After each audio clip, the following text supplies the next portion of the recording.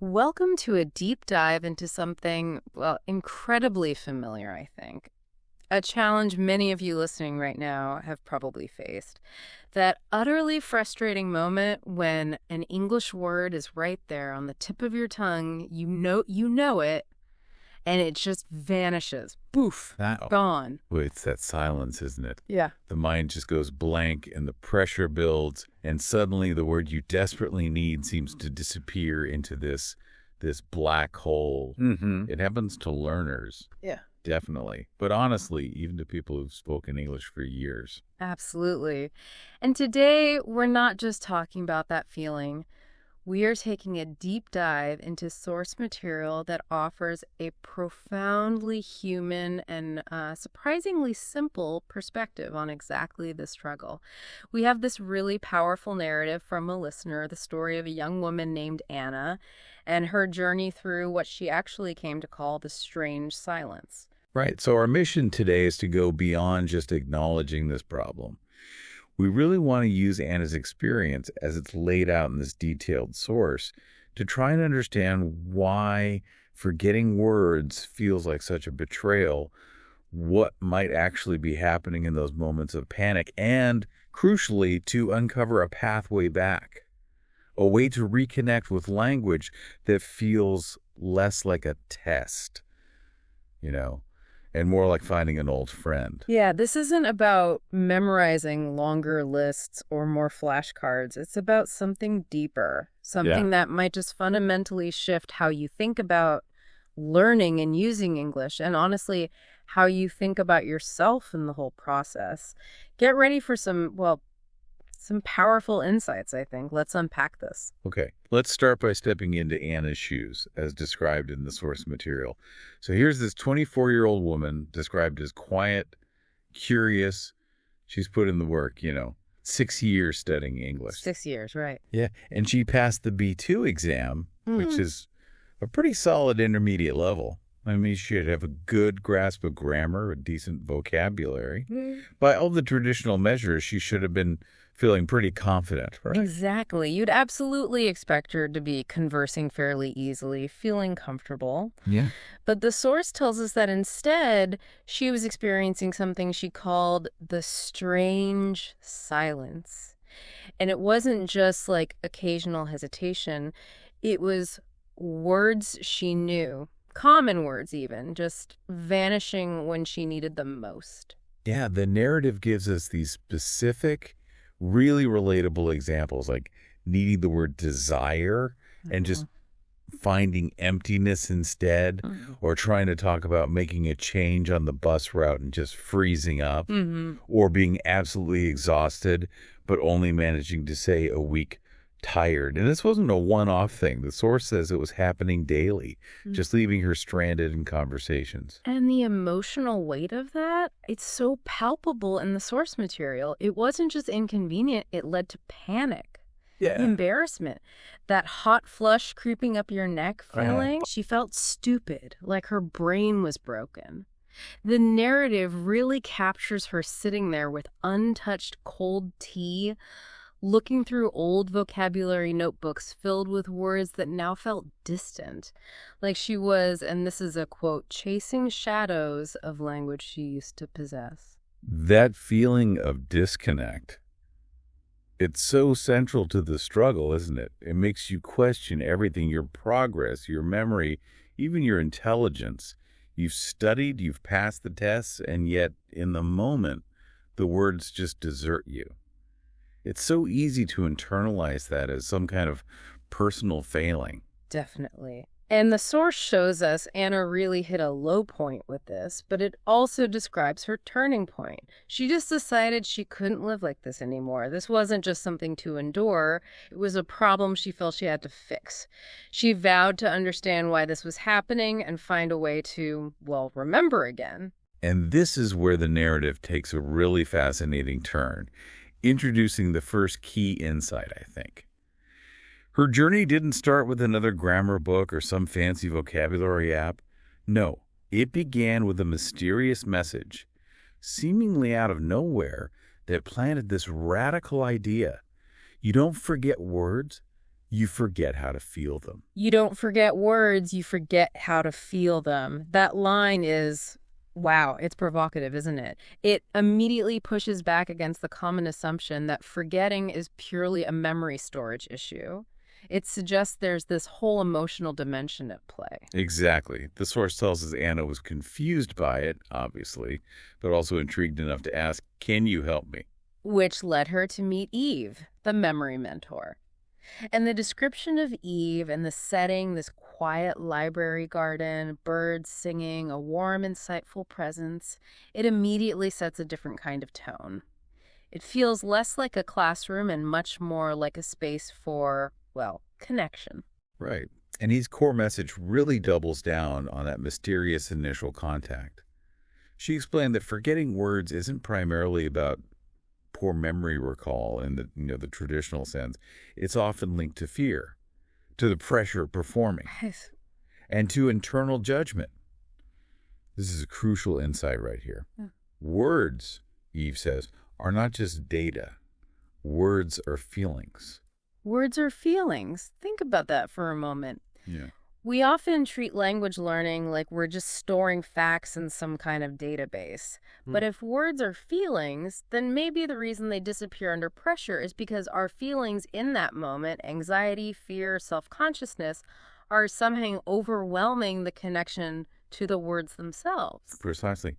And this led Eve to introduce an approach that sounds, well, almost childishly simple, maybe, but it's profoundly effective according to the source.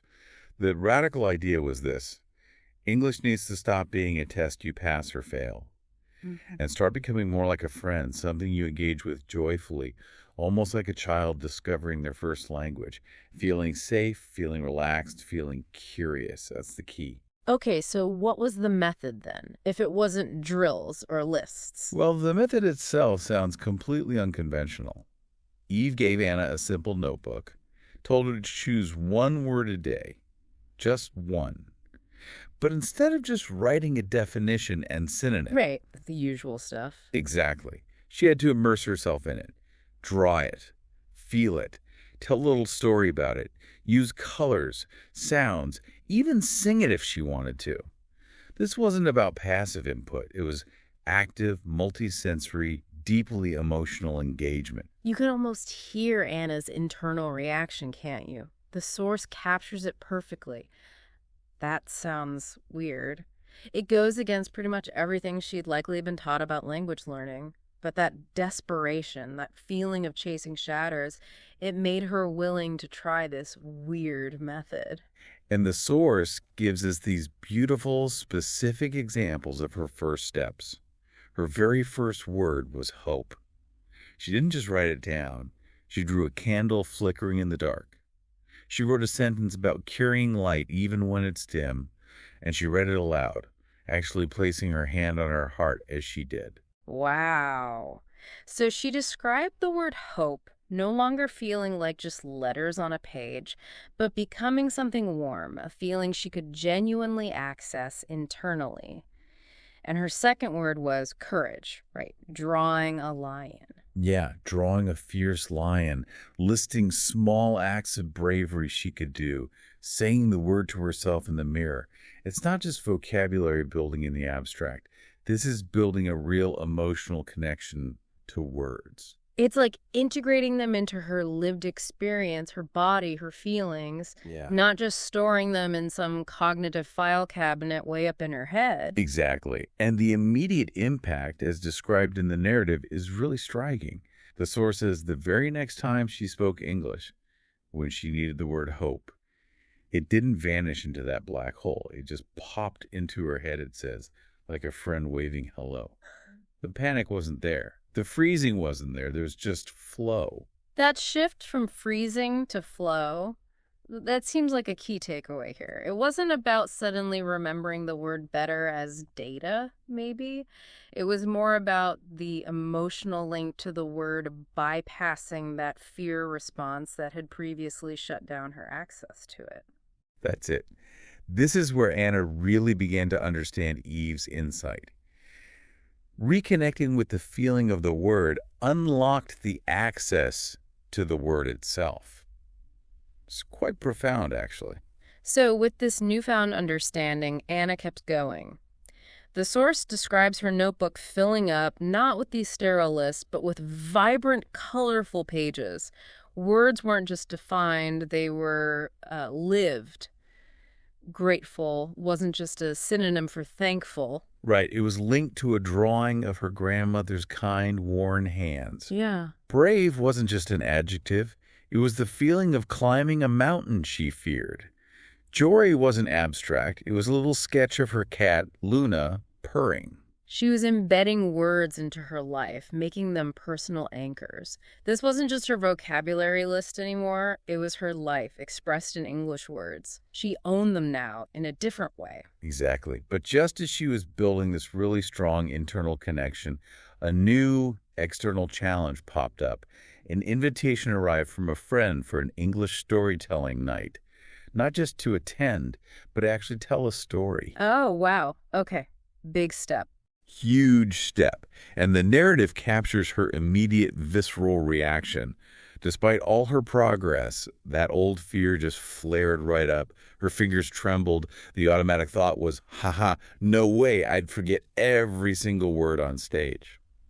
Which highlights another key point, I think. Progress doesn't necessarily eliminate fear entirely. Right. It just gives you better tools to face it. So she went back to Eve, the mentor. She did. And Eve's response here is so crucial for anyone facing performance anxiety, really. Fear, she said, is okay. It simply means you care, and mistakes. You will make them, Eve said simply. And it's okay. Mistakes are not the end. They are the beginning. That reframing of mistakes is so vital. It shifts them from being evidence of failure to being, well, markers of progress, opportunities for learning. And Eve's advice for the speaking challenge itself was profound, wasn't it? It really was. Don't try to remember every word, she said. Speak from feeling.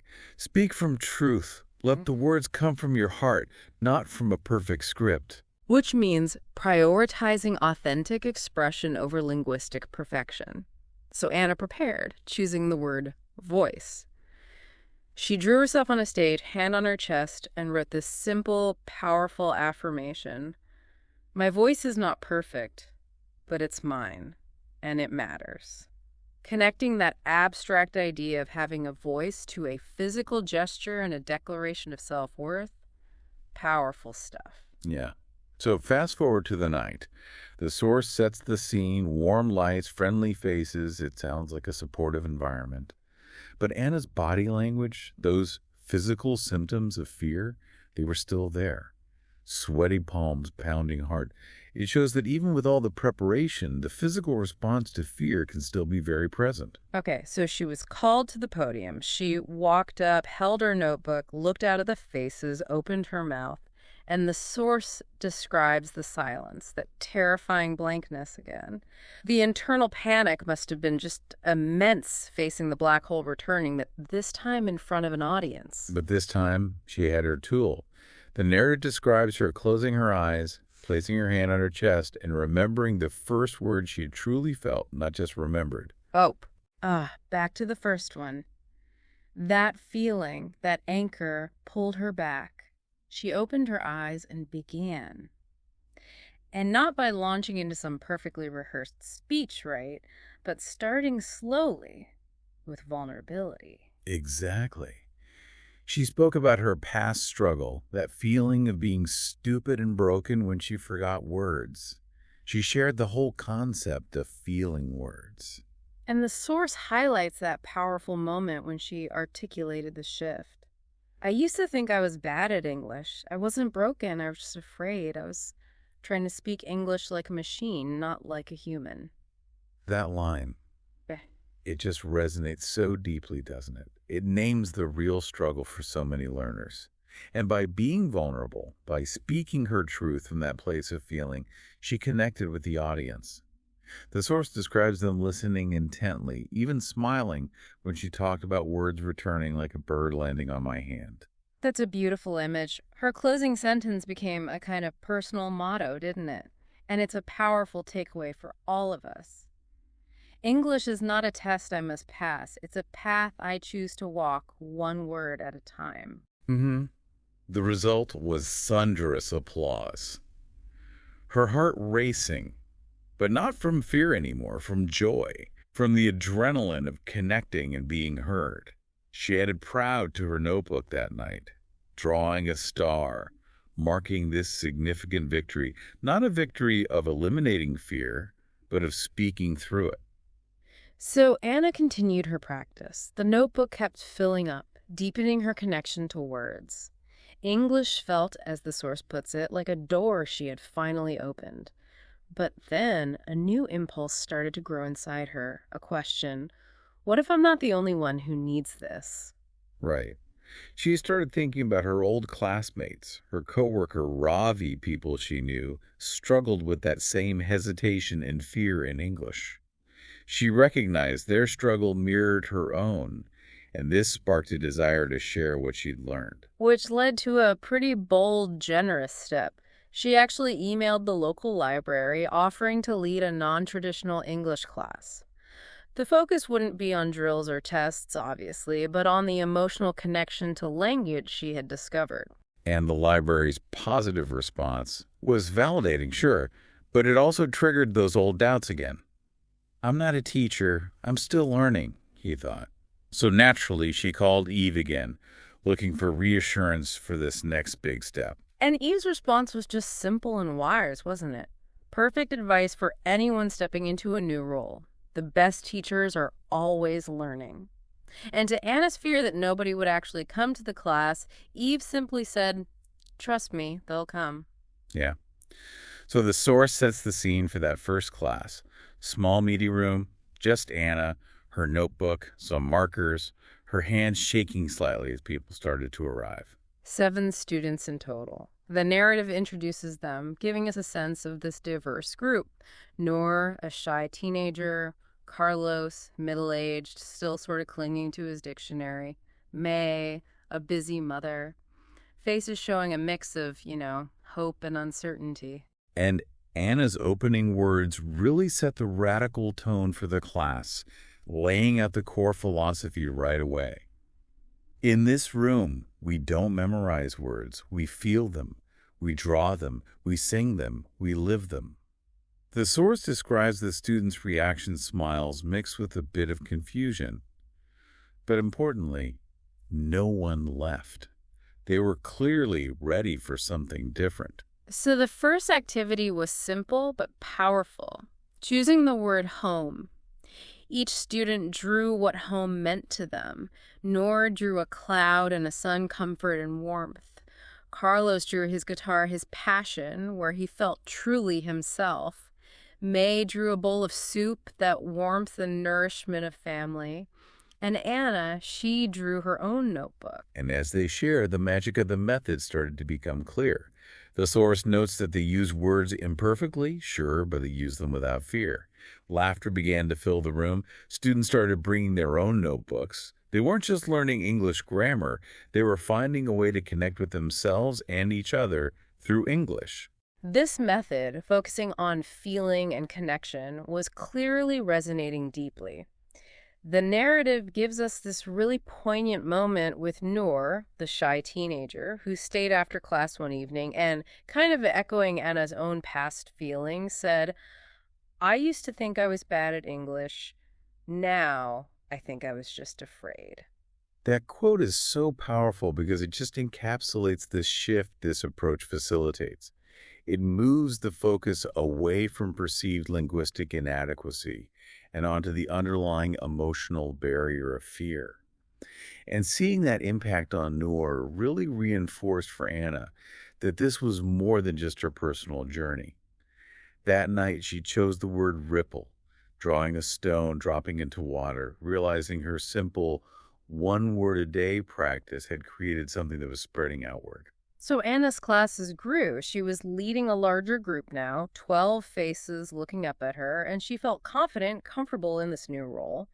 The word for the night was dream, a word full of possibility. And then, boom! Unexpectedly, the old foe reappeared. The source describes it with such vivid detail. The sudden freezing, the dry mouth, thoughts tangling, notes blurring, hands trembling. The silence in the room as 12 pairs of eyes just watched her, waiting. Oh no! The internal panic was immediate and crushing. What's happening? Why now? It felt like she was right back at square one, the old Anna who froze and felt stupid. She ended the session early, avoided eye contact, went home, and cried, absolutely convinced she had failed. This setback, happening after so much progress and even that successful public speaking event, is such a critical part of the story. It highlights that the journey isn't just a straight lineup, and the fear can definitely return. But the turning point came with something small but incredibly significant. An envelope slid under her door. It was from Noor, right? Yes, from Noor. Inside, a dry in the sun, hiding behind a mountain, and this simple, profound note. Even the sun hides sometimes, but it always returns. Please come back. Wow. That note, coming from the student who had echoed Anna's own past fears, must have been a lifeline. It reminded Anna of the connection she had built, the impact she was having. It spurred her back to her notebook. Exactly. And she didn't try to ignore the feeling of failure. She wrote the word fail, but then she circled it and wrote beneath it, a step, not the end. Drawing a foot, stepping onto a path. It was this conscious act of reframing the experience. So she called Eve again, admitting that raw feeling. I forgot everything. But Eve offered a deeper truth, didn't she? She did. No, you didn't, Eve said. You remembered fear. And crucially, Eve pointed out that remembering fear didn't make her less of a teacher or a speaker. It actually made her even better, even more human. That is such a powerful reframing. Her vulnerability, her capacity for fear wasn't a liability, it was an asset, a point of connection. And Eve's wisdom about future setbacks was equally important. It will happen again, and you'll walk through it again. You know the way now. The source notes Anna smiled at that, finally understanding. The goal isn't to never forget or freeze again, but to trust that you have the internal tools to navigate it when it happens. Precisely. And this understanding was immediately evident in her return to class. She arrived early, not pretending everything was fine, but embracing the experience fully. She wrote the word silence on the board, and she shared her recent struggle, her feeling of failure, her freezing moment right there in front of them. And then together they reframed silence, not as emptiness or failure, but as a necessary part of learning, maybe a space words sometimes need, a kind of stillness. The group engaged with the word, drawing their own interpretations.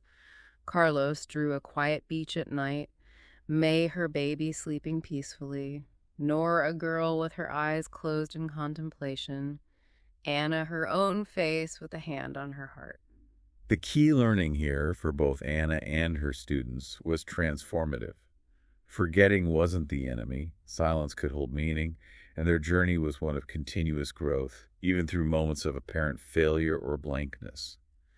Anna's word for this section became resilience, drawing a tree bending fiercely in the wind but not breaking, writing, "Even when I forget, I still remember who I am." Anna's journey, moving from this deep personal struggle to helping others, led to a really remarkable culmination described in the source, the arrival of a formal invitation. Cream-colored, heavy paper, an invitation to speak at the annual language learning conference. Yeah, big deal. And the compliment was clear and impactful. Your journey has inspired many. Anna's reaction. Just disbelief, laughter, me, speak, at a conference. The immediate memory of past freezing, the panic. But alongside that fear, the source tells us, came the deeper memories. Coming back after freezing before the people who stayed, Noor's note under the door. Those memories were like anchors, reminders of her resilience and the real impact of her vulnerability. Still, she called Eve one last time, admitting her deepest fear. What if I freeze again? And Eve's simple, profound advice, really a distillation of everything she taught Anna. Then speak from the silence. That's where your truth lives. Wow. So Anna accepted the invitation. The weeks leading up were filled with intense nerves, writing, practicing, forgetting lines, panicking. But this time, she didn't give up. She knew the way through the fear now, or at least how to navigate it. The day arrived. A full auditorium, people from all over the world. Anna backstage, heart pounding, those familiar physical symptoms of fear returning with a vengeance. She was called to the podium, walked out, looked at this sea of faces, and froze, just like before. Notes blurred, breathing quickened, hands shook. The silence returned. But this wasn't the old silence of failure, was it? This was the silence she had learned to understand. She closed her eyes, placed a hand on her chest, connecting with her anchor word, her first word, the feeling of hope. And she opened her eyes and began, not with some polished academic presentation, but with raw vulnerability. She identified herself not as a teacher or an expert, but as a forgetter, a drawer, a dreamer. She stated her past belief, forgetting words meant I was failing, and contrasted it directly with her profound new understanding.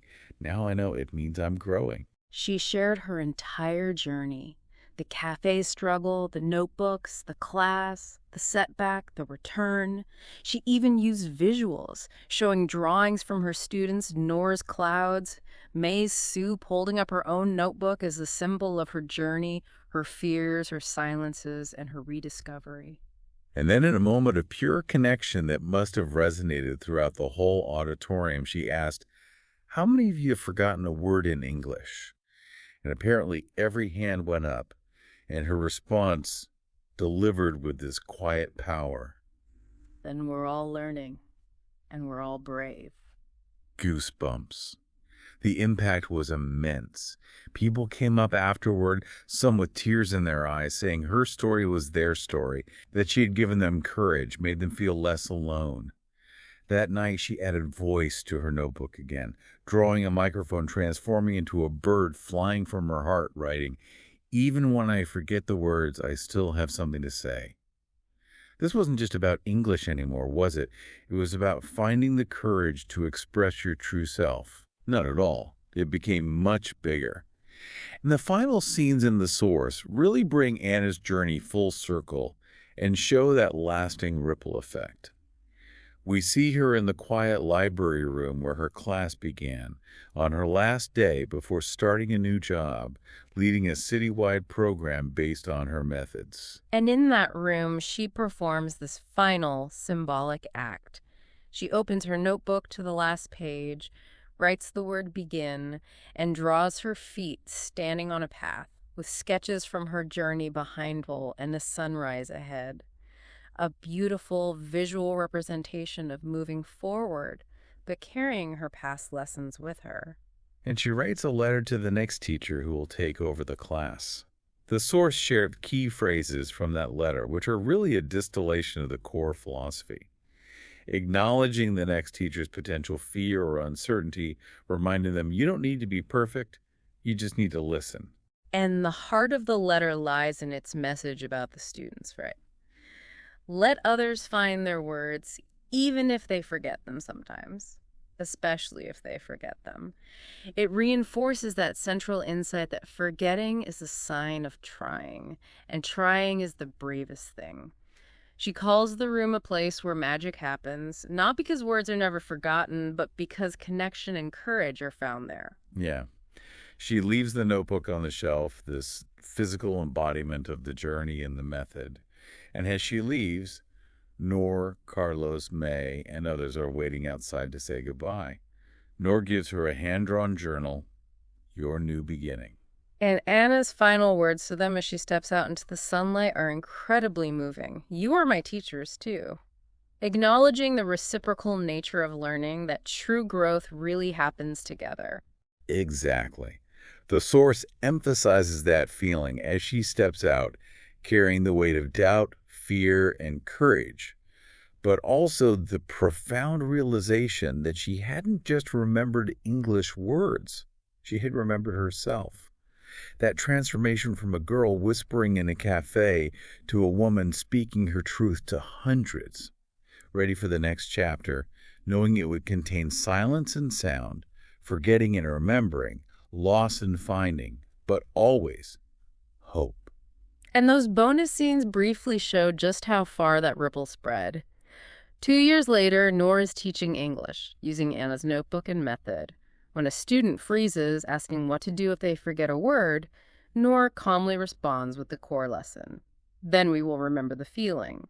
The emphasis isn't on perfect recall, but on that accessible emotional connection. Right. And the source describes Anna's Voices Remembered program at a community center, an archive, a physical space filled with student notebooks, drawings, and words. Home, begin, soup. Standing there, reading them, listening to this silent choir of recovered voices.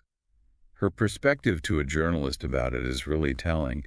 The hardest part was letting go of the goal of perfect English. The best part was watching people remember who they are in any language. Wow.